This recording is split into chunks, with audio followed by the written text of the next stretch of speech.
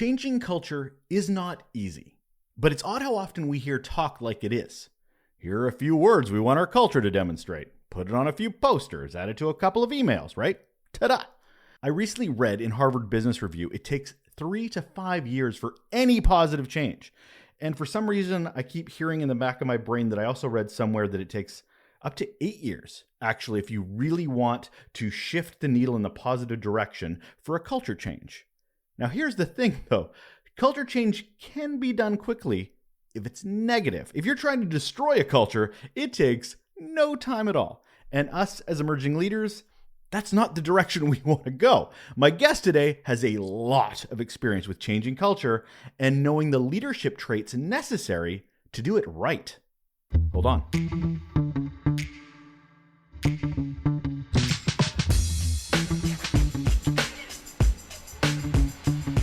I'm Russel Lolliker, and this is Relationships at Work, the guide for emerging leaders to create a workplace we love.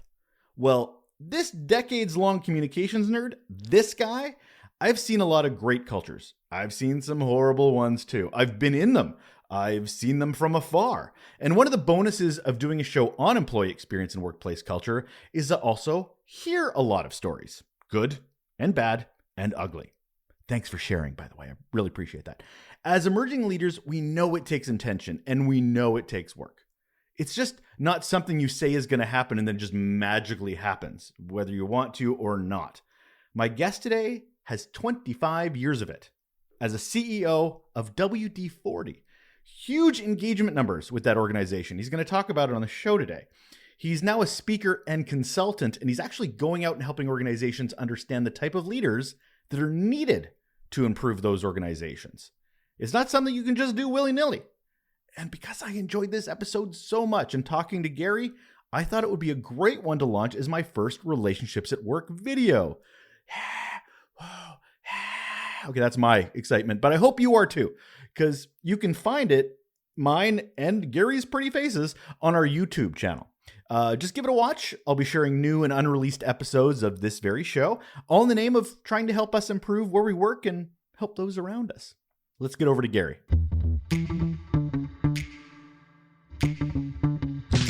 And on the show today, we have Garry Ridge, and here's why he is awesome. He served as the CEO and chairman of WD-40 for over 25 years. He's an adjunct professor at the University of San Diego, co-authored the book Helping People Win at Work, a business philosophy called Don't Mark My Paper, Help Me Get an A, and the founder of The Learning Moment, his consultancy for culture coaching.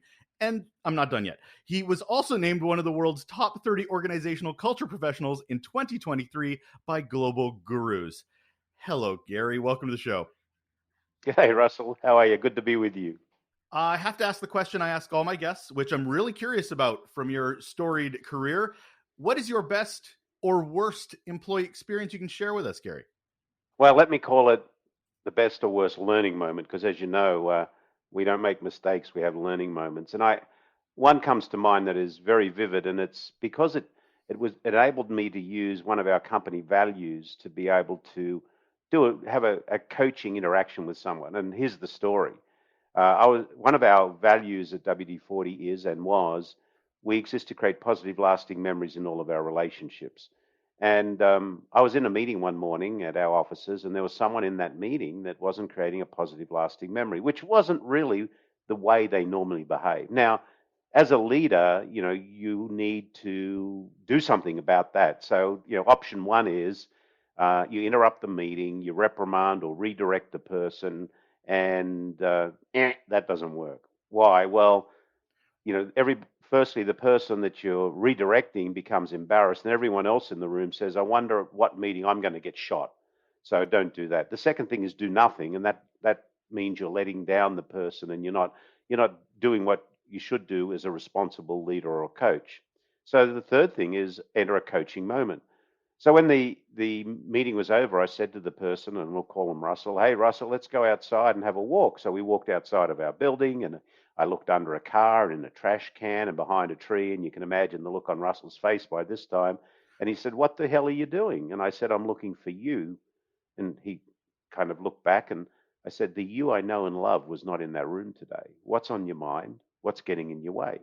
And we had a conversation. And, the conversation kind of went, Russell had had a bad morning. He'd kicked his toe on the bed, forgot to push the record button. A lot of things happened to him that morning that had caused it not to be a great morning. And so we had a coaching conversation, and we were able to identify it. At the end of it, we had a hug, and everything was fine.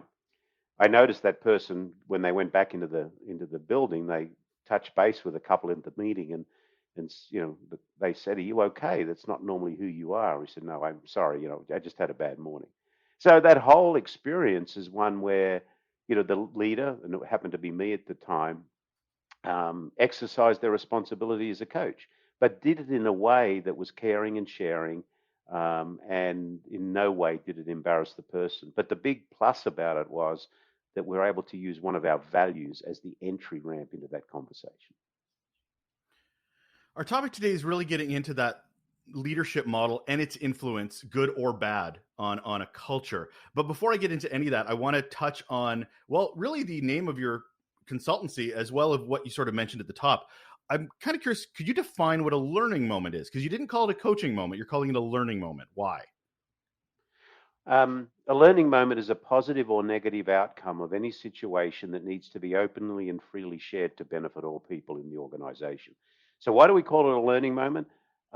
Many years ago, when I got the privilege to lead WD-40 Company, there was a word that hung around in most organizations, and it was called failure. And the only thing that failure did was create fear. And when people are in a state of fear, they're paralyzed. And I said, we all know that we're going to have situations that quote unquote are failures. So, what do we want to do from that? We want to learn. And Nelson Mandela said, education is the most powerful tool we have to change the world. So, why wouldn't we take advantage of these opportunities where things failed to turn them into a time of or experience of learning? So I said, we're going to take the word failure out. We're going to replace it with learning moments. And if you have a positive learning moment, it's your responsibility to share it so others can amplify it. And if you have a negative learning moment, it's your responsibility to share it so we can help people not step in that pothole themselves. So it's the catalyst of learning. I have so many different ways I want to go with this, but I actually want to tap a bit into your experience at WD-40, especially considering you were there for so long and you had such a high employee engagement rate. So when you became CEO and driver of the ship WD-40, what was the culture like when you first got there? Because I mean, you've got some great numbers by the time you left, but did you start in such a great place? The culture wasn't broken, but the culture wasn't one that was going to allow us to have the growth we wanted to have. And why do I say that? When I joined WD-40 Company in 1987 in Australia, so 35 years. I moved to the United States in 1994 to head up our international expansion. At that time, WD-40 Company was really a US based cultural company. And I said, if we're going to grow globally, we really need to have a culture that's empowering. It wasn't broken, but the culture we had was not going to allow us to build the way we wanted to build around the world. And interestingly enough, then in 1997, the CEO retired, and I got the opportunity to lead as the CEO. And I looked around and I thought, how are we going to build this culture? And funnily enough, I was flying from Los Angeles to Sydney in a Qantas 747. I was in the little upper deck area, and I was about 38,000 feet over the Pacific Ocean at dark 30. I don't know what time it was, and I had probably had the only light on in the cabin. I was doing some reading, and I came across a statement of the Dalai Lama, and the Dalai Lama said, "Our purpose in life is to make people happy. If we can't make them happy, at least don't hurt them." I thought, well, that's an interesting statement. And then I actually read something of Aristotle's. And Aristotle said, pleasure in the job puts perfection in the work. And my light went on in my head. And I said, if we can create a culture where people actually go home happy and they like doing what they're doing, the work would be better. But I didn't know how to do that. So I sort of looked around even further when I got back, and I ended up finding a master's degree at the University of San Diego, which was a Master of Science in Executive Leadership. That's where I met my dear friend, Ken Blanchard, the 1 Minute Manager, who was my professor, who was really the guru of servant leadership. So I did a master's degree in leadership and I learned all of the attributes of servant leadership. And I said, okay, I'm going to put them into play. So that was the kind of catalyst change. And subsequently, I sent 30 people through that master's degree from WD-40 company. So we went into a servant leadership organization and we started to implement those practices. And our I started measuring employee engagement in the year 2000. And it was kind of in the mid, I don't know, 40s or 50s. And we started to grow the company. And then over a period of time, we got it to where it now is, which is 93 point something percent. And more importantly, Russell, 98% of the people say they love to tell people they work at the company. Was there resistance? Because even in an organization that is not, quote unquote broken, it's still change. And people don't like change, Garry. So I'm curious how well it was adopted when you first started rolling it out. Yeah, it was different, no doubt, and change is something different. So yes, there was apprehension. I remember someone saying he's drunk too much of Ken Blanchard's Kool-Aid. If we ignore him, he'll probably go away. Well, I wasn't going to go away because I believed in this. So it probably took us 3 to 5 years to start to gain momentum where people thought, this was not just a passing phase. And this is where a lot of companies and organizations fall down. They think that they can bring in some consultant company and run a management program. They're going to sprinkle some fairy dust over the organization. It's going to change the culture, and bang, now we have a different culture. Doesn't work.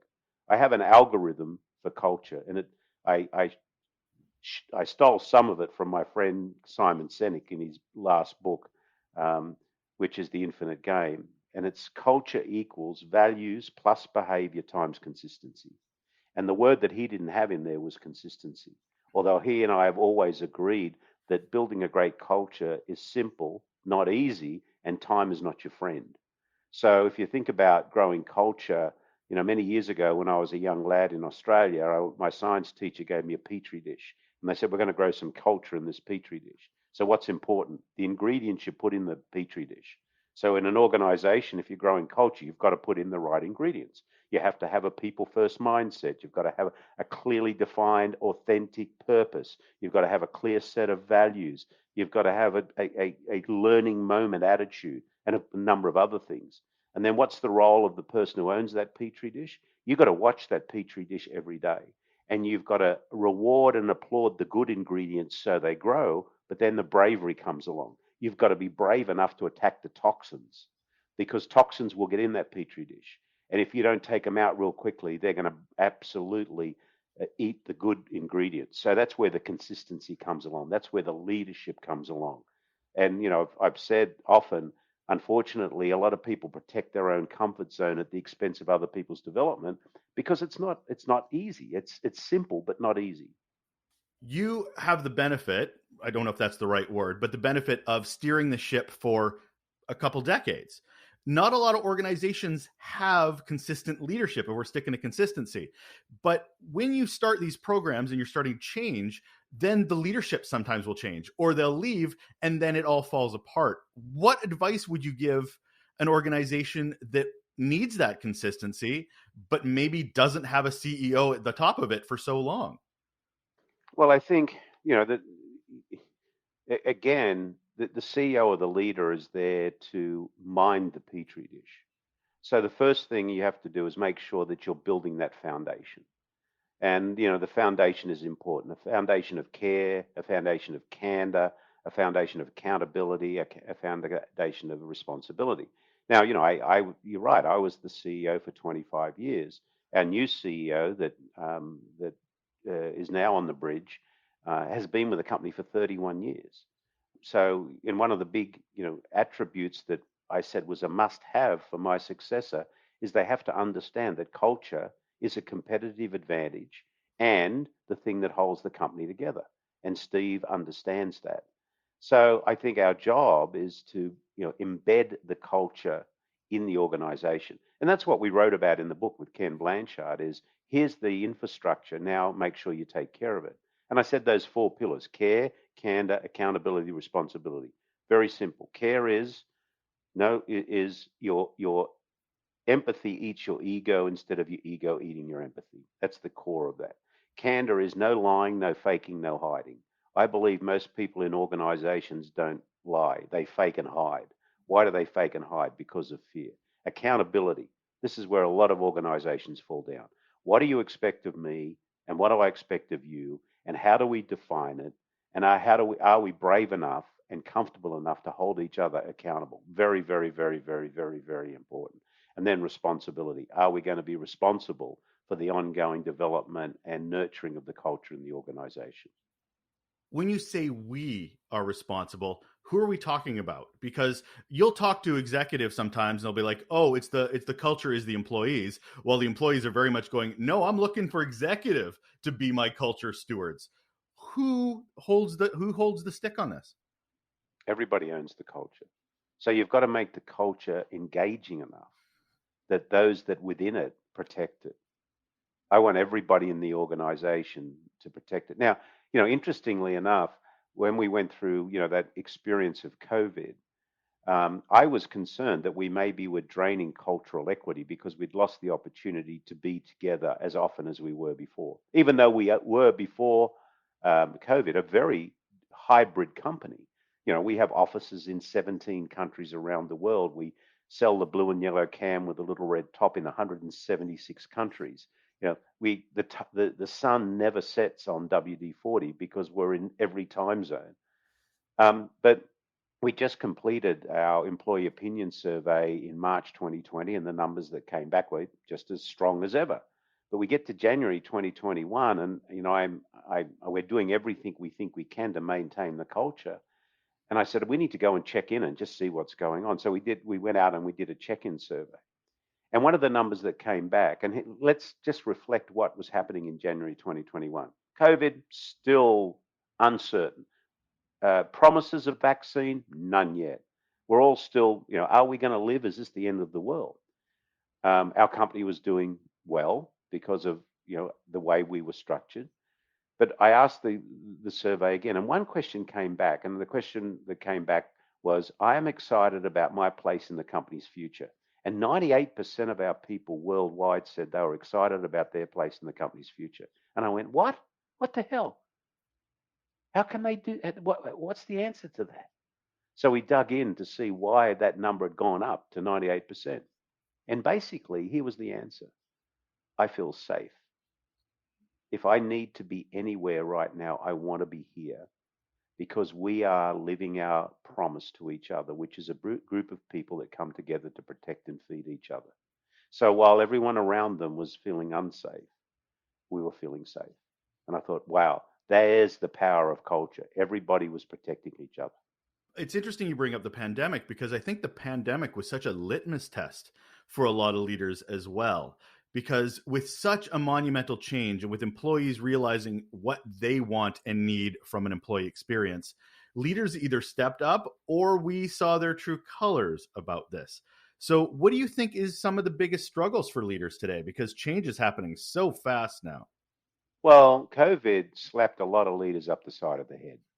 That's what happened. I wrote an article on LinkedIn called The Great Escape. There was a lot of talk about the Great Resignation. It wasn't the Great Resignation, it was the Great Escape. People were either escaping from your culture or to your culture. And I think what COVID did, it had leaders, wake up to the fact that people are the absolute core strength of our business. And if we're not going to help them be their best person, they're going to leave us. What happened before COVID? The numbers have been absolutely horrible for life. You look at Aristotle. Aristotle in 384 BC said, pleasure in the job puts perfection in the work. And now here we are in the year 2023, and we still haven't worked out that our main responsibility as a leader is to put pleasure in the job. Imagine a place where you go to work every day, you make a contribution to something bigger than yourself, you learn something new, you're protected and set free by a compelling set of values, and you go home happy. Happy people create happy families create happy communities create a happy world, and we need a happy world. So business has the biggest responsibility ever to do that. And unfortunately, leaders didn't get it. I created someone called Al, the soul sucking CEO. Now, people who are listening to us can't see, but he's the soul sucking CEO of Fear Incorporated. Now, it could be Alice as well. And here's some of the attributes of this undesirable leader. His ego eats his empathy instead of his empathy eating his ego. He thinks micromanagement is essential. Al or Alice is now corporate royalty. They've spent their life climbing this corporate ladder, kicking ass and kissing ass all along the way. And now that they're on the throne of leadership, they shall be bowed down to and respected. They probably have the largest office in the building. They probably have a private parking spot. You may never find them in the cafeteria or cantina sharing and being with their team because someone's delivered coffee to their office. Al or Alice loves a fear based culture. They're the master of control and they know it all. They know everything. They have all the answers, even all the wrong ones. They think learning is for losers. They must always be right. They hate feedback and they don't regularly follow through on their commitments. That's the behaviors of the soul sucking CEO. So that unintentionally and intentionally, that soul sucking CEO is killing their organization, slowly poisoning it. And I know people around them want to do better. So looking at, you've got this amazing triangle where you talk about the priorities of championship of hope, of being tough but tender, of having EQ. But to get an Al or an Alice to adopt that triangle, that way of thinking, what is the tipping point for them? Or do we just get rid of them? Well, I think there's an awareness. Again, I think, as I said, COVID was some sort of a tipping point. It slapped them up the side of the head. And one of the great things that's happening now is there's a lot of public voice around culture within organizations. So I think we're realizing that it is all about the people. So I think, that's one of the reasons I'm doing what I'm doing now, Russell, is, I've just completed my 25-year apprenticeship in leadership. And now what I'm doing is going out and sharing with people. And I'm just in the process of finalizing my new book. And you may like the title. It's called Any Dumbass Can Do It. Love it. Love it. And I call it that is because, I'm not the smartest guy in the world. I think we created this culture because we looked at what were the key elements that we have to focus on, and we did it day after day. So, I think, and again, if I go back to my equation, if you had this strategic plan and it was 50% right, and 80% of your people went to work every day, passionate about executing on the purpose, loving the fact that they're learning every day, feeling protected and set free by a compelling set of values, 80 times 50 is 4,000. If only 20% of your people go to work every day, 20 times 50 is what? 1,000. So it's very clear. But unfortunately, it's owl-like behavior, short-sightedness, greed, short-term thinking. Give me the result tomorrow. We're not going to play the infinite game. We're going to play the finite game every day. It's those sort of things that don't allow you to build enduring companies over time. Now, okay, let's think about our 93% employee engagement. That's okay. But did the company perform? Absolutely. We nearly 6x'd revenue, and we were a public company, still are, on the NASDAQ stock exchange. And we were able to grow our market cap over that period of time from about 300 million to close to $3 billion. So if you would have bought $100 worth of shares on October 7, 1997, on the day I retired, those shares would have been worth $1,780. Now, that's not because of me. It's because of the culture that we built over time. The culture wasn't me. I planted the seed, but the tree grew. And now the tree is there, and people are sitting under the shade of the tree and continuing to build that tree over time. So that's what's important. How did you keep leaders engaged for so long? Because leaders need leaders. And I don't think that's emphasized enough. I hear a lot where it's just leaders need to do this and leaders need to do that. I'm like, you're right, but they also need leadership. So, how does someone in your position keep that? We did talk about consistency, and we've talked a bit about professional development. I found really interesting as well as a way to keep them engaged. What are some ways that people can, or leadership can keep their leaders engaged? Well, we can have a lot of fun. One of our tribal, we call ourselves a tribe, not a team, because one of the biggest desires we have as human beings is to belong. And so belonging is very important. But the number one responsibility of a tribal leader is to be a learner and a teacher. And as you said further, so how do we keep them engaged? We have meaningful work. People really want to know two things. Do I matter and do I belong? That's what they want to know in the organization. So as a leader, it's your job to show them how they matter, to help them see how they continue to make a difference. So learning and teaching is so important. This feeling of belonging. And then, we've got to celebrate what we do because it's got to be fun. Life's a gift. Don't send it back unwrapped. We've got to do a lot of unwrapping. So again, and achievement is great. Challenge is great. So it's all of those things. It's what you would leaders listening to us today. Just write a little chapter about what would be the greatest party you would ever go to, and why would you enjoy it? And then think about how you translate into what would be the greatest company you could go to work to every day. What would make you want to do this? You're leaving your home in the morning.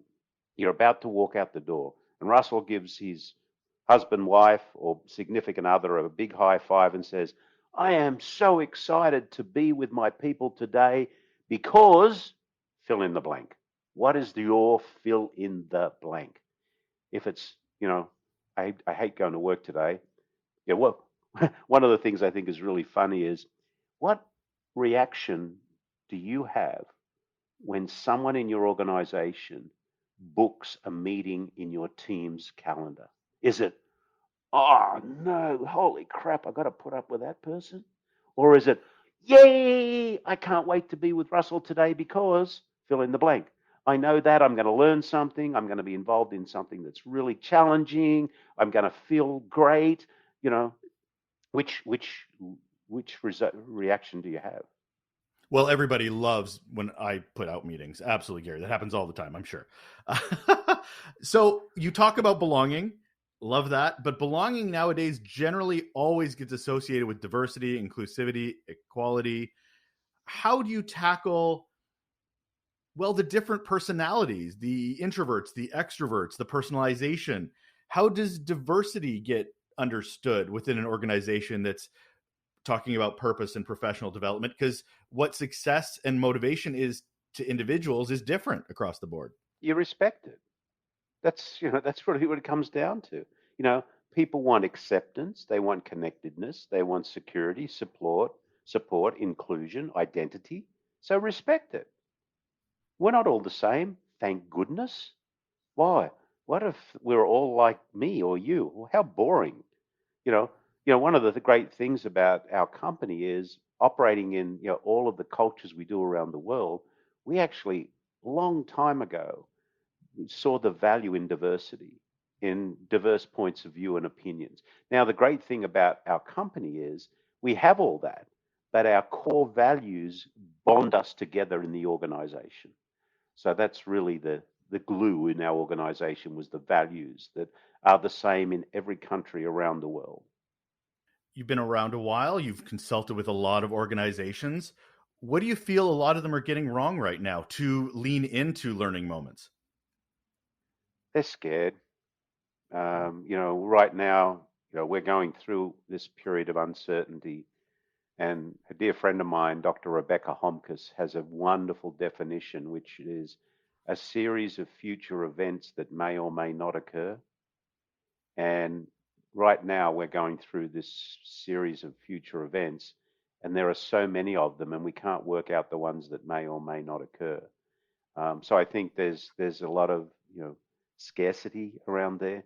But really, it gets back to the point that to survive and grow, we need each other. And if we create an environment where we actually can trust each other, depend on each other, and get support from each other, the chances of us excelling are a lot greater than if we don't have that.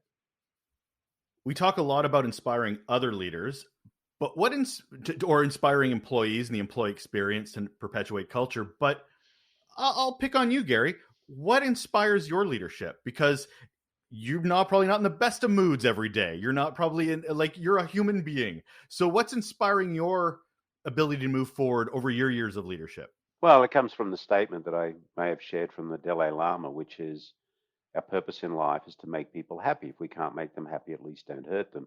And Russell, you're exactly right. I can't, I have to remind myself, and interesting you should ask, on my computer screen here and on my little notebook that I carry around with me all the time, I have a little list here.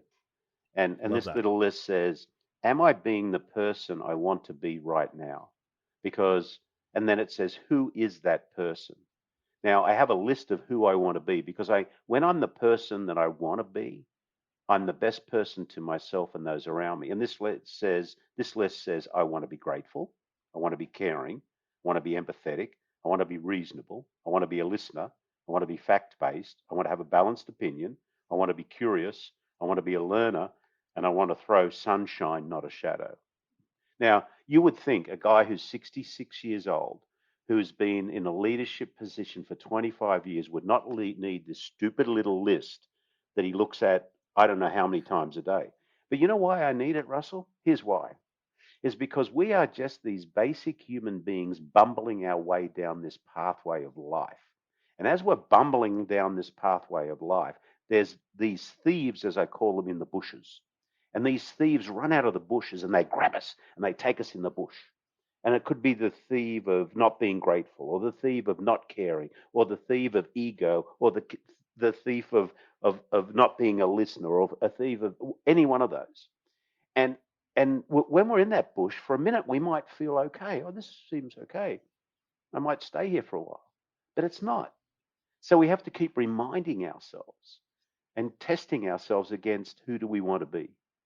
And this little list has been so beneficial to me because I have to center myself. I get in situations where I've said that leadership is a balance between being tough-minded and tender-hearted. I can go to either end of that scale real easily. I can be so tough-minded and I can be so tender-hearted. And I have to remind myself I want to be in the middle. The genius is in the middle. So you've got to center yourself. How do you be the best you can be? And don't be embarrassed about having to remind yourself of doing that, because we're these basic human beings bumbling our way down this pathway of life. Out of curiosity, how often do you look at that list, Gary? Well, it's on my notebook.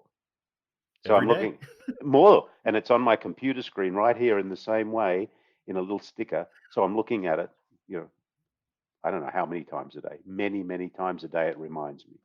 And I also, if ever I'm kind of going into something that is super, super important to me, I take a moment to center myself. I go, okay, I need to read this. This is who I want to be. Okay.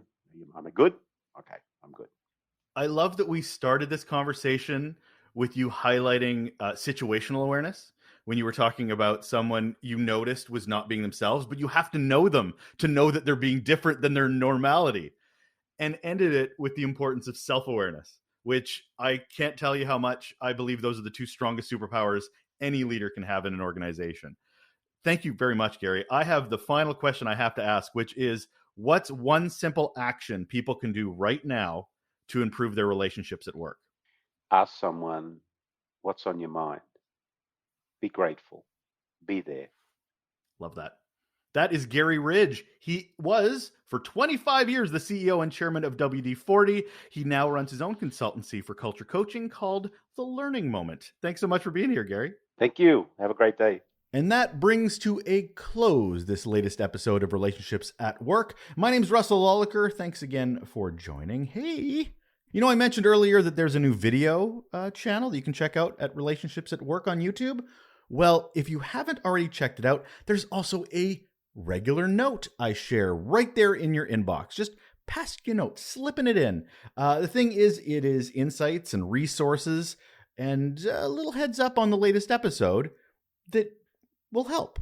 That workplace that we all work at, that we want to do better in, Well, these tools and some of the insights I provide will help you do just that. So go over to russellolliker.com or relationshipsatwork.ca, and in the top right, it'll say Get Raw Notes. Just follow the instructions, get yourself a free employee journey interview templates, 3 of them actually, and you're off and running. It's free, doesn't cost a thing. Thanks so much for listening. Take care.